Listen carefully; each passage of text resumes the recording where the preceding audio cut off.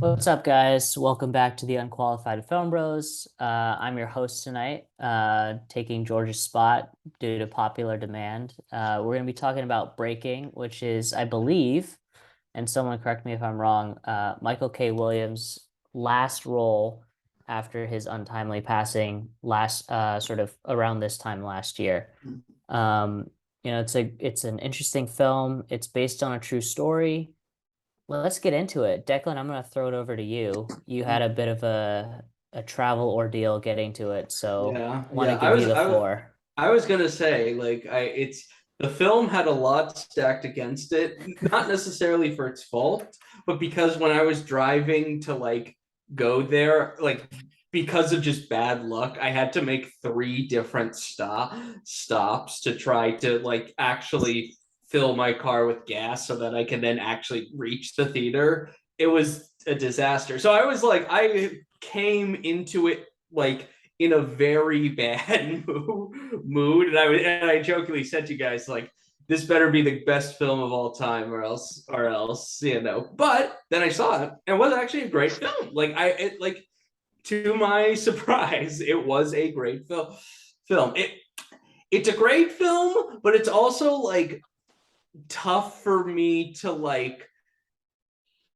find much to say about it, because it's yes, this is a really gritty, down to earth telling of this real life story, and everyone does a great job, and that's it. It's almost like that's all I can say about it. And not I don't mean to be dismissive. It's a great film. It's I think I don't know.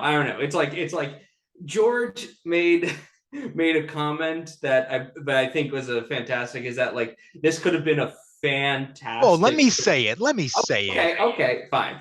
Come You on, say man. It's my say big say point say about the say it. film. Say it. You can. Yeah, you could take away 90% of this movie and it would be one of the best short films you've ever seen. Like straight up, the vibe I got as soon as we were in the bank, as soon as we entered that Wells Fargo with Brian, I thought, honestly, have the heist over the next 10 minutes. Or not the heist, the hostage situation over in the next 10 minutes. Award-winning short film. Mhm. And then it ended up being a feature, which was fine. I knew going in that it was going to be a feature, so I was not disappointed by the fact that it went longer than, 10, 12, 15, 20, 25, 30 minutes. It it was a really good feature. It wasn't my favorite film of the year. It won't be in my top 10, but it's an important film. It's an important story to be told. Just from the last 5 years, Max, you and I were talking about that before the other guys hopped on here. As Ben goes to wrangle his official dog of the pod. Mhm. Um, You could say hi to the beast of the pod. She mauls me. but yeah, I would have loved this as a short. Again, I think it would have been, a critical darling even more than it already is. But as a feature, it was pretty good. John Boyega is outstanding. Mhm. Like I said in my Letterboxd review, is probably the most physically demanding of his roles and probably mentally demanding Oh of the yeah. roles I he's don't know, had. man. He went to space in Star Wars, so Yeah, that's true. He actually did. He went He to a even went to a sound long. stage in a He went back to a lot. place far, he far went to away a sound a stage in long time ago. space. Yeah.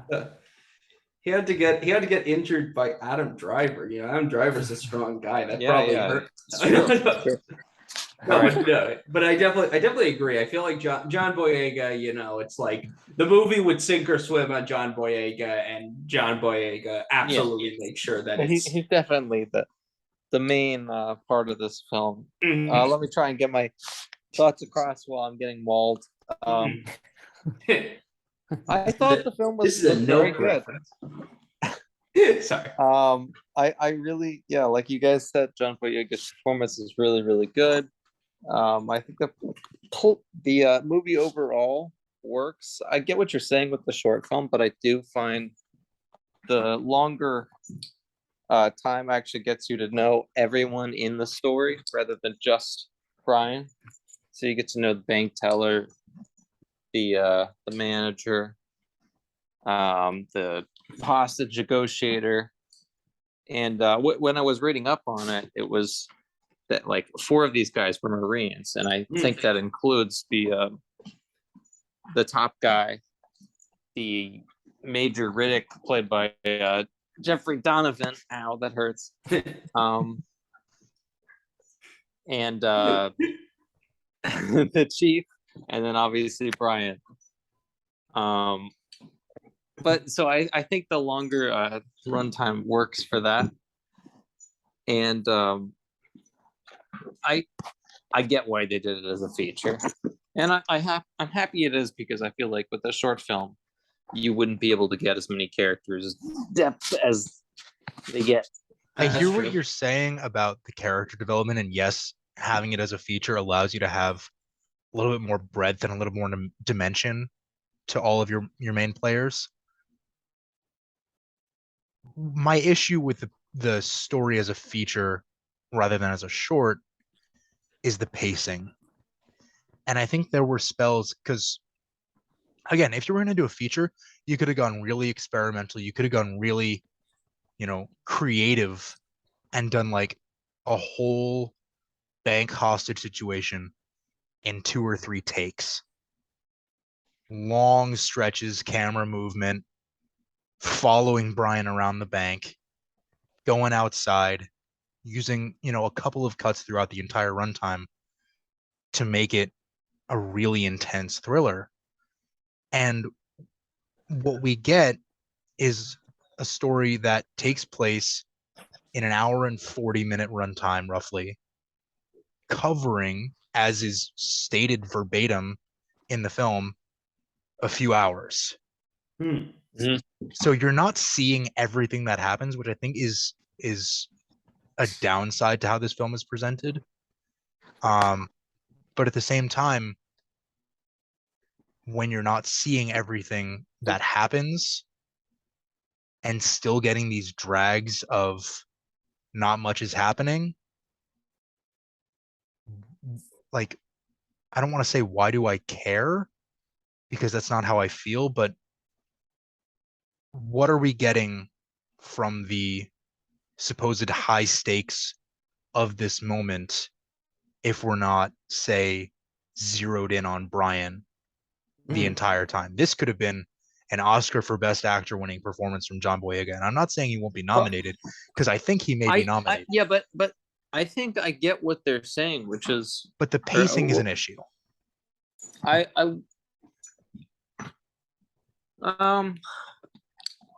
don't know. The pacing is of a nonfiction. Like, nonfiction sometimes has that pacing. I don't think that's always means that it's a bad film or that it's a negative of the film. But I will say that I think the reason that they wanted to spend a lot of time is, like I said, there were 4 Marines there, and this story is about Brian, but it's more just about veterans in general and how they're being exploited. So I think including all the other veterans in the story, especially Michael K. Williams' character, who's also named Mike, I believe. I think that makes more sense than just focusing. And the dire stakes are like, people's lives are in the balance. I mean, I don't think you need to hype it up more than that. And the lulls are more just, I guess, sort of reflective of the actual event, where he was very respectful to these people. Because I was reading up on the event, and yeah, they all said that he was respectful. He kept apologizing like he does in the film.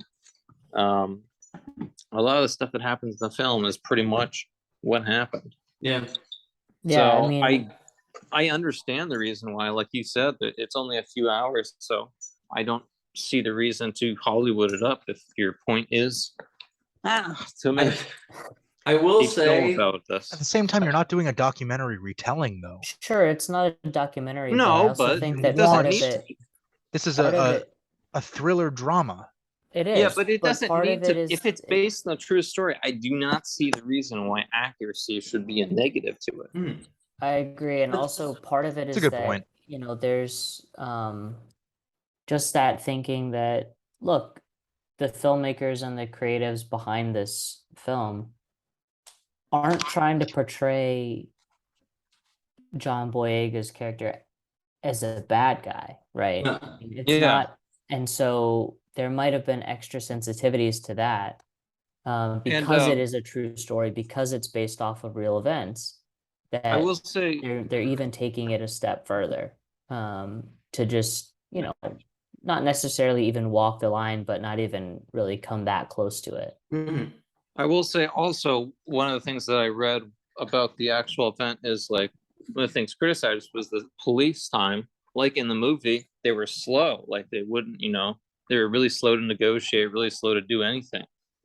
So I think again, like Hollywooding that up and making it like, fast and a thriller with like high stakes would almost ruin the story, which is that this is not a big stakes thing. It's about a low amount of money, and a Mhm. guy like his stakes are high. But I mean, how like making the bank robbery, a big high stakes thing would be a detriment to the actual story, which is veterans, getting screwed essentially by their government, by the VA. mhm. You guys are making a lot of good points.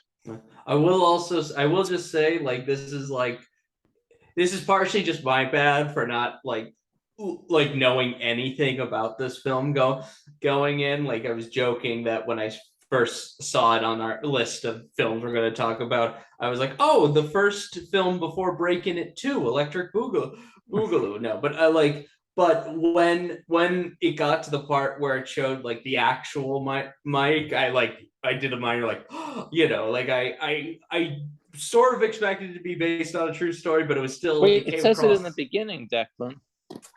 I won't Declan missed the lie, beginning of the film. I was a little late. So like certain things at the beginning I probably missed. So it managed to be a twist for me. One of the strengths in the storytelling of this, because it is a really compelling story throughout, is the non-linear aspect. You get flashbacks constantly. The film opens with something that happened a while before the actual events of the film. And Declan, I'm sorry that you weren't able to see this, but we open outside the VA office, Mhm. where Brian has just had the outburst that he has later in the film. Mhm. We open right after that has happened. So he's sitting outside, and one of the employees brings his glasses out to him because they were left on the floor. Mhm. And then I initially thought that this was happening at the beginning of the story, and then we were going on into the rest of the film. But the fact that we had this sort of isolated moment, and then we get into, all right, he's on the phone with his daughter, he's not in a good living situation, he's sort of a loner, he's living what is very realistically a hardship of life for a lot of military veterans. So we're seeing him in a really low moment, and then we're cutting to what's the context for this. And I think that coupled with flashing back to the outburst, flashing back to when he's at the office, flashing back to moments that he's had with his daughter, paint him as a really three-dimensional character where, yes, we know that this is a real person, but as a film character, as a role to be taken on by John Boyega, we're really getting to know who Brian is in a deeper sense, thanks to this approach taken to delivering his story. Mhm. Yeah, for real.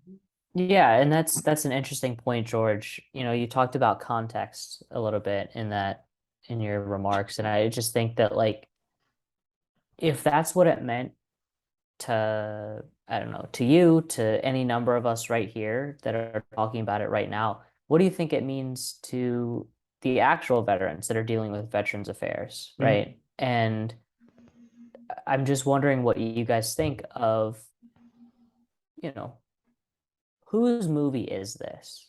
Like, is it really a film that is, of course, it's in theaters and it is open to public audiences, but is it really a film for people that don't quite understand the hardships, that don't quite understand, you know, it, I will say I think it does a great job articulating like just what's going on, almost like what's happening. I did like, though I honestly I kind of wish it was more, I don't know, like more dug into and all that, but the scene where the VA person like leaks to the reporter like exactly like what happened and why he didn't get paid, because like basically because of like a, like some college he was briefly attending but then dropped out No, of no, or something.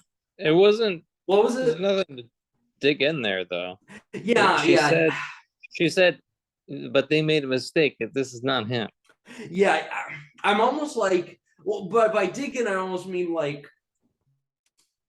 dig into like I'm almost like someone But someone that's should what I fix mean. Like, this, but there's yeah, nothing to dig in there. It's pretty simple and plain, which true. is the VA screwed him over. I mean, is the point of the entire movie. So I feel like having a bunch, a reporter dig into it instead of just showing what happened because of this. Mm-hmm. I mean, That's that's true. digging in. And That's the entire story is digging in. that shows, Ben, you put it really succinctly there. That shows that Brian's actions are justified in, some sort of twisted way of a bomb threat at a bank. He is in the right. He Mm-hmm. is owed his money in every sense, and he's not getting it.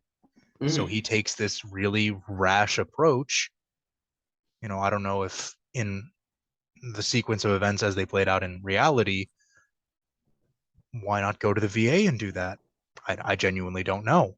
Mm-hmm. I But think you've got a the situation where he does what he feels he has to, and the moral justification is I am owed this, not I'm doing this to threaten people. Mm-hmm. I'm just doing it to get my, I don't remember the It's like 840 some dollars. 800. I want to say 892. 897. I think 892.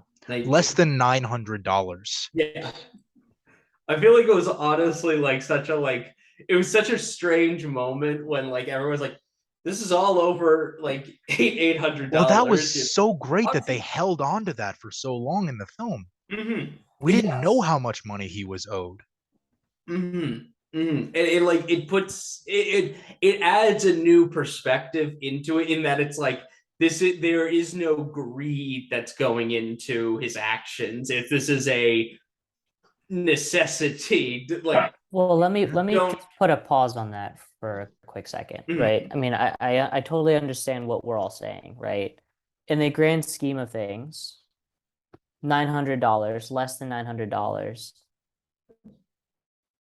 Obviously, might not be uh the life-changing sum of money that it could get chalked up to, right? That being said, not a single one of us would turn down someone coming up to us on the street and saying, "Here's $900," mm, right? yeah. No, But but what yeah, I'm I think also the saying, what I'm also saying is that that just adds to the intrigue for me at least of this story, right? Is that like Declan said, it's not from a place of greed. It's not from a place of I want this money for the sake of having money. I want this I need to be paid because one, there is that necessity. Number two, it's the right thing to do. It's for me, I saw it as a case of right and wrong, and it was very cut and dry, right? Like, Mhm. of course, well, ideally, and of course, I would not do the same thing, right? I'm not going to go into a bank and hold people hostage. I'm glad you clarified. And yet, and yet, when watching this movie, there's sympathy, right? There's sympathy for Brian and what he's going through, what he feels like he has to do. And I think that's incredibly powerful. And we get that from characters, not just from the audience. Yeah. Michael K. Williams, and we should give more to his performance. I mean, there's Yes. also like Connie Britton, the news producer, Mhm. who was sort of thrust into the spotlight at her own network. Mhm. These Yeah. characters have sympathy just from hearing what Brian is saying to them over the phone. Mhm. And, validated story or not, to whatever point they knew, this is a guy who's in a lot of distress, emotionally speaking. Well, yeah, but what you're saying, like validated or not, I think the key thing with all these people is they all knew like how fake what Michael K. Williams's FUBAR, the VA is, which is like, yeah, they believe the story because they know that the VA screws people over because it's happened to them or people that they've talked to. Mhm. And so I feel like that's a strong point too, which is that a lot of these people understand it because they've seen it and dealt with it. Mhm. Because there's a And lot of veterans in our country, and and they're that everywhere. that comes back to what Max was saying earlier about who is this movie for. There's an accessibility, especially for veterans, but also to the general public, because this is a real thing that happens in the world, Mhm. Mm-hmm. and we're all picking up on that through this film. If you didn't know before, you know it now. So does that make it a political film?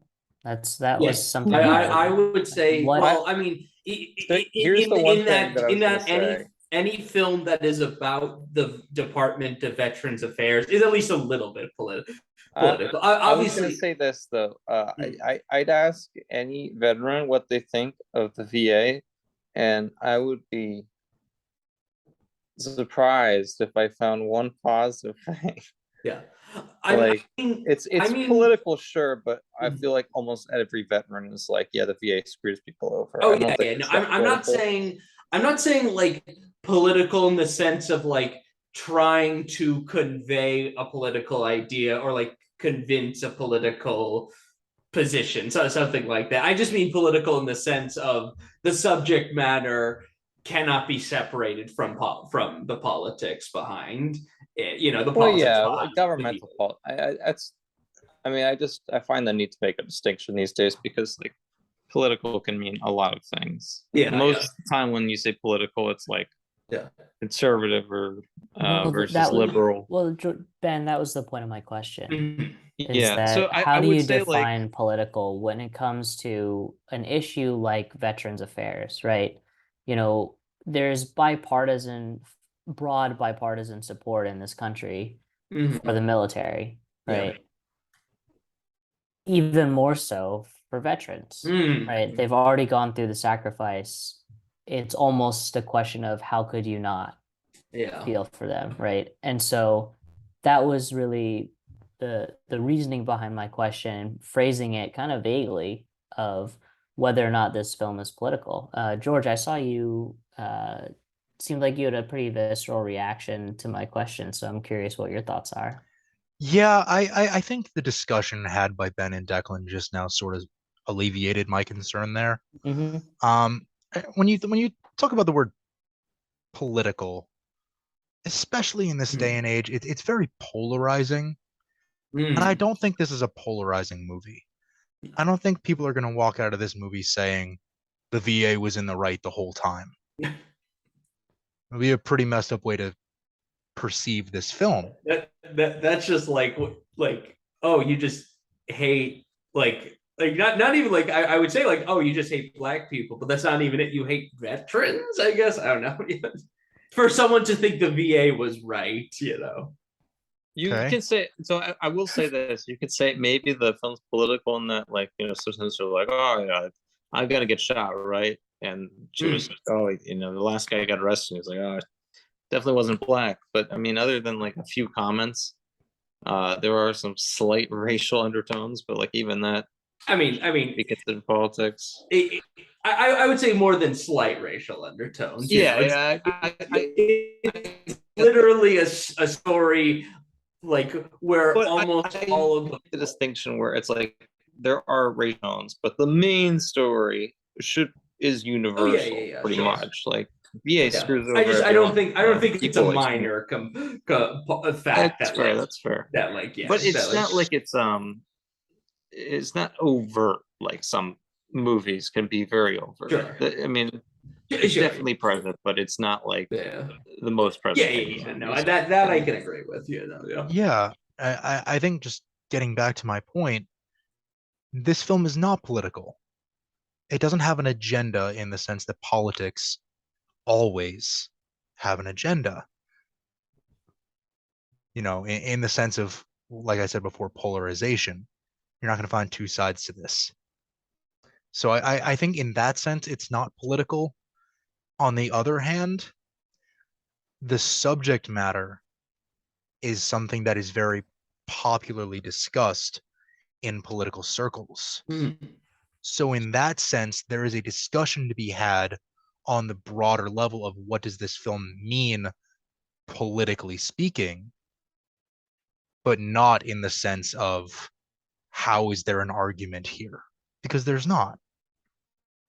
So bottom line, I don't think this film is political in the common vernacular. Yeah. Yeah, I think you all raised some really interesting points. And, the marriage of Declan and George's comments, I think, was really fascinating, providing that distinction, right? And that the word political in and of itself is it's a charged word, right? George, you were alluding to this, in that it always has a side, it always has what you said, an agenda. And of course, a film like this will have an agenda, right? It's going to be pushing a certain narrative and everything, and yet you come out of the film after seeing it, and it comes so naturally because of the way that John Boyega's character was treated by the VA, that it just is natural, right? You're going to naturally come out of this film and say, I'm with him, right? I'm not siding with the VA. But And your yet, subject matter, and I'm sorry to cut you off, but your subject matter is something almost universally agreed upon in this country. You're not talking about abortion. You're not talking about teaching the Bible in schools. This is veterans and how they're treated when they come home from war. Go on. it's not please. just veterans, it's veterans and within their everyday lives. It's not veterans going to look for, these crazy exceptions or exemptions. It's, I need this money to go buy groceries. And that is the reality of a lot of these stories, right? Is that it's not them going out and asking for, things that are outside of the realm of control. It's things that are necessities. And I think that's what this film sort of comes back to, is that there are core necessities, there are core values in this country that are not being met, whether it's for veterans or for Black people or for women or for some other demographic minority, or some group that is not being allowed to take up the space that they should be allowed to take up. And I think that's what I took away from this film, and that's the interesting conversation, is that, to answer my own question from earlier, I think this is a highly accessible film. That, sure, it's specifically about the VA, but there's so many threads that you can pull on. I don't remember exactly what film it was that we talked about earlier on the pod, but one of them I remember talking about like I said, the different threads that you can pull on, and someone can find something to relate to. Oh, I think it was Nope. No, it wasn't that one. It was a while ago. Oh, Top Gun Um, Maverick. for sure. Yeah, We're definitely just that one. choosing the most recent film. I mean, there's probably been a number of them that apply to I'm gonna that remember what it was as criteria. soon as we stop recording. Yeah, that's usually how it works. But yeah, I mean, I just think I do think that this is a highly accessible film, for a lot of different reasons, and the ones I just laid out. Declan, what were you gonna say? I was just going to like make a point that in terms of things being political, for some people, usually it applies to various video games, though I think most recently it's been Lord of the Rings, the new Lord of the Rings TV show, is that the presence of black people is political in things. And with many people crying, why are you forcing politics into my video games or TV show when a black actor gets cast and things? I think it's so disrespectful that like Amazon didn't cast an actual elf for the role. Representation of elves. Just like in House of the Dragon with Steve Toussaint, you know, I think it's pretty ridiculous that they're not cast people who are actually impervious to flame. Yeah, people actually from the Valerian Peninsula. Yeah, exactly. It's like, From Essos, yeah. Hollywood works with what it gets. Yeah. It's a shame. No. I feel bad because I wanted to say that joke earlier, but then we became serious again. So now it's like I look like that asshole. But I had to. Well, I think that was actually one of the nice parts of the film, and like I looked up the real story too because I was curious, and a lot of the people who were in there with him, you know, said that he was very respectful, like he was in the film, but also he made jokes, and like the reporter, I think this was probably reported on, but the joke he did with like you trying to take my money too, like he actually said that. So he did have a sense of, you know, humor and lightheartedness. There were moments of levity in the film. But no, but I just find it like how authentic it was to the actual experience, how it was relayed. In terms of authenticity, did Rosa Diaz really piss herself? Because that moment, I didn't see anything like that. Joking about it aside, that moment entirely took me out of the viewing experience. I thought that was a little much. Where like I get it, but also she's scared. We know. You don't need to show drops of liquid at her ankle. Going to back to your point about like, you know, the thrill of it because it is a film. One of my biggest gripes with nonfiction films is if you're, you know, going to do a film about something real, someone's life, cough cough Elvis, or you know, whoever. Top Gun Maverick, go on. Top Gun Maverick. You know, don't mess with it very much. Like it's really disrespectful, I think, to make money off of someone's life, and just completely change it because you know that a lot of people are going to learn from this stuff from the film. So if you put something different in the film, you change something up to make it more, you know, thrilling as a movie. If it really does change something, I think it's disrespectful. And this film did a great job just leaving it the way it is because it's a more authentic experience and more authentic message. Well, that's a conversation we're going to need to have in a few weeks when we talk about Blonde, because Blonde is not a Marilyn Monroe biopic. It is based on a book about the glitz and glamour perceived of Marilyn Monroe. It's not a story of her life. So we will definitely need to go into that more. We will definitely talk more about being true to someone's life story, because a lot of people, and I want to save this for that discussion as well, a lot of people are going to think that that's what really happened in her life, and it's not going to be the case. So you bring up a great point. Fascinating, because there's a mythology, right? I think there's that whole other level, which we'll get into obviously when we talk about it. But you know, this is a story that we didn't know had actually happened, right? I mean, before going to see this movie, I think, you know, Declan didn't even know that it was a true story until the end of the movie. And so it doesn't have that same pedigree, and I think that's fascinating. Um, yeah, I mean, unless there's anything else you guys want to talk about, we can I jump into final thoughts. I will say, well, I guess this is probably going to be my final thought. Sure, let's do final thoughts. Ben? First of all, like everything else I said, I thought the film was really good. I don't think I have too much else to say around the film with it than what I've said. But the one thing that I kept getting out of the film was John Boyega with uh, however he was talking, especially with like, I apologize and like the respectful way he was mannered. I couldn't help but think of Denzel Washington.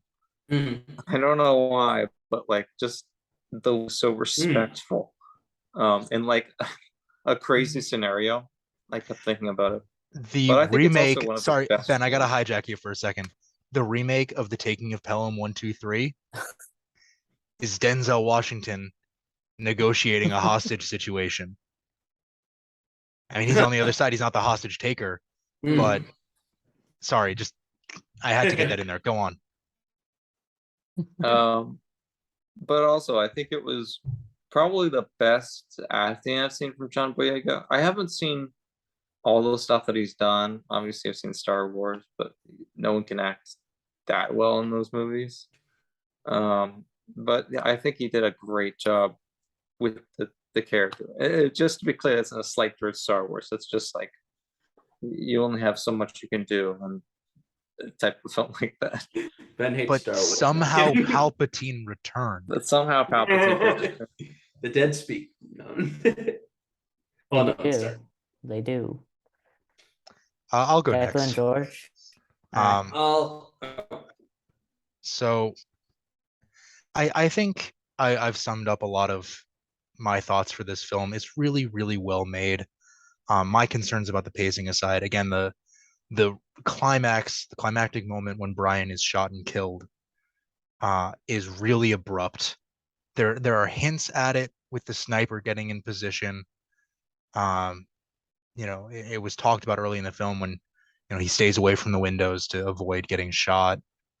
Um, and then the epilogue sort of portion where they're going in to clean it up. You're seeing what happens to his wife or his ex-wife and daughter. That felt like it dragged on a little bit for how abrupt the climax was. But my pacing concerns aside, John Boyega gives the best performance I've seen from him. So Ben, I 100% concur with you.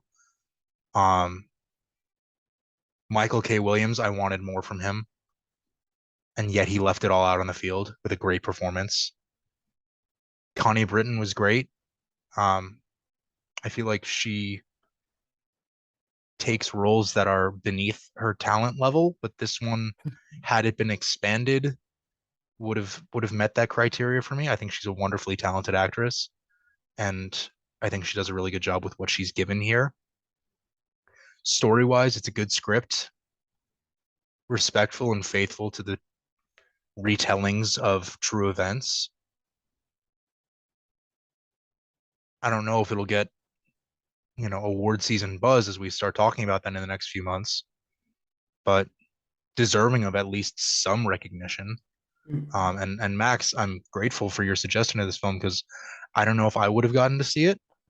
It wasn't on my radar until you brought it up.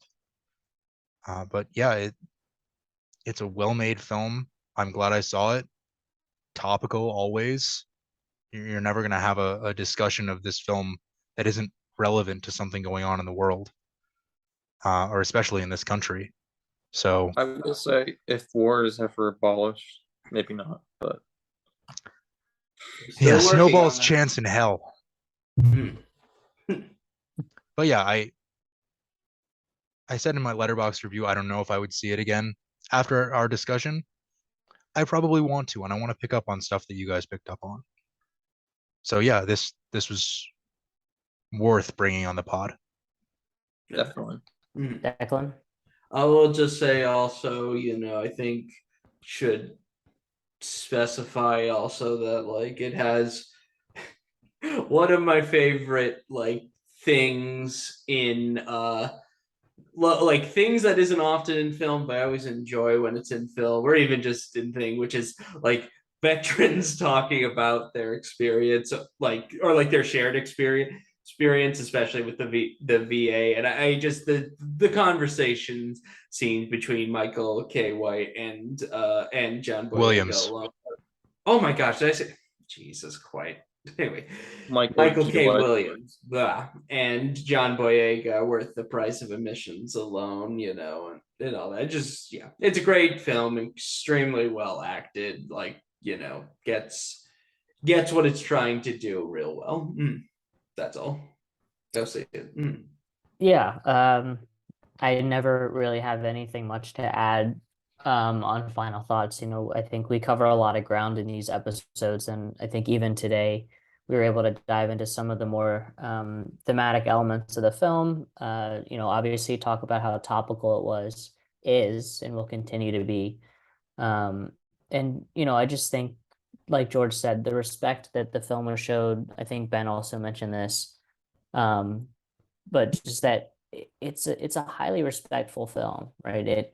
Even if the pacing might be a little bit slow at points, whether or not you disagree if you go see it, is up to you. It's respectful. It unfolds a story that I think is really important to be told. And it's definitely a film that, if you're interested in learning more, then you'll sort of get a little bit of the inner workings. It is definitely a film that has a slant. It has a point that it's trying to drive home, and yet it's something you hear almost across the board. Ben said this earlier, is that if you talk to 50 veterans, almost all, if not You'll all have of them, 51 stories about the VA Yeah. screwed them over. that's a great way. That's actually a great way of putting it, Declan. But yeah, definitely go see it. I think we all enjoyed it. And come meet us in the comments down below. Let us know what you think. We'll come back at you next week. Not going to tell you what it is. It's going to be a surprise. So just come hang out with us again. All right. Good night. Night. Yeah. Right?